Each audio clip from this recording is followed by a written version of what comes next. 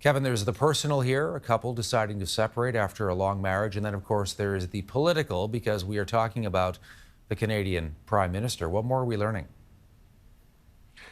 Well, it will be, one of those things that'll be much watched by pollsters, Todd, and certainly political analysts are weighing in.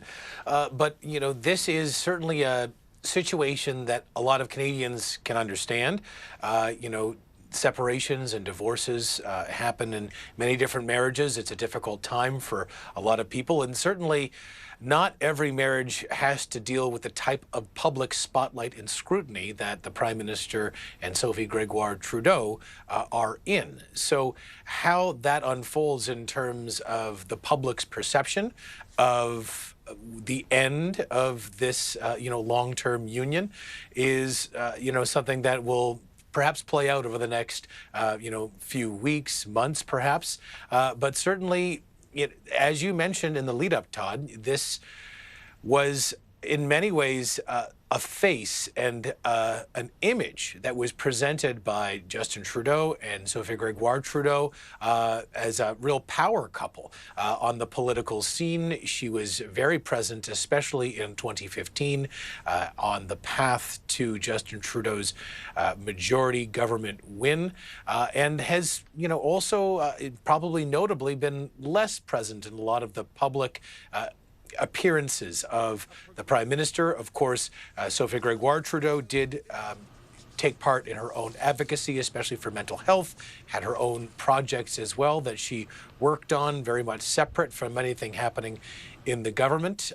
This is, of course, unfortunate for any marriage, but especially difficult for political marriages, and one that Justin Trudeau would have been well aware of course. His parents went through a separation in 1977 when Prime Minister Pierre Elliott Trudeau was in office. So it's something certainly that Justin Trudeau has seen unfold before his eyes as a younger child, and now in his statement is very, both him and Sophie are very cognizant of their children asking for privacy at this time.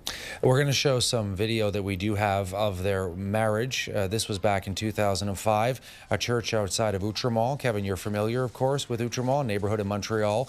They got married back then, 18 years ago. Much happier times, of course.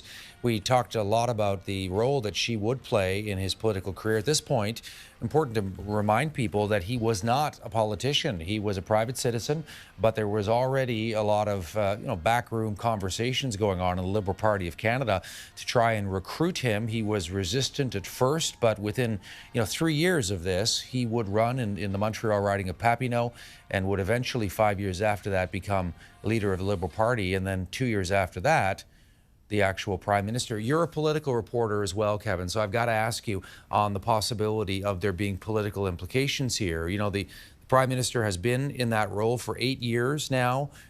There are polls that show the Liberals are not doing well. The possibility of an election coming up either next year or certainly, if not, by 2025, and how this factors in, if it factors in at all. If Canadians will say, people get separated and divorced all the time. This is sort of a shrug. It has really no bearing on my political opinion of Justin Trudeau as Prime Minister. Right, and how the public perceives this, and also how things are unfolding within Prime Minister Trudeau's inner circle and in his own mind right now. I think that's a whole different question in terms of the political calculation. We have heard nothing but steadfast commitment from the Prime Minister that he intends to lead his party into the next election, whenever that may be. Of course, this is a minority parliament. That could happen at any time, but with the deal with the NDP, that's expected to expire in 2025. There's a set election date for the fall of that year. That can be an eternity right now when you're going through personal issues. Whether these personal issues change that outlook, that's certainly something that may be a question that the Prime Minister gets in the not too distant future. He has been asked many times whether he will commit to running in the next election, and it has always been yes. So Does this change anything? And that certainly is an open question, and one he will certainly be asked, Todd. Yeah, well said.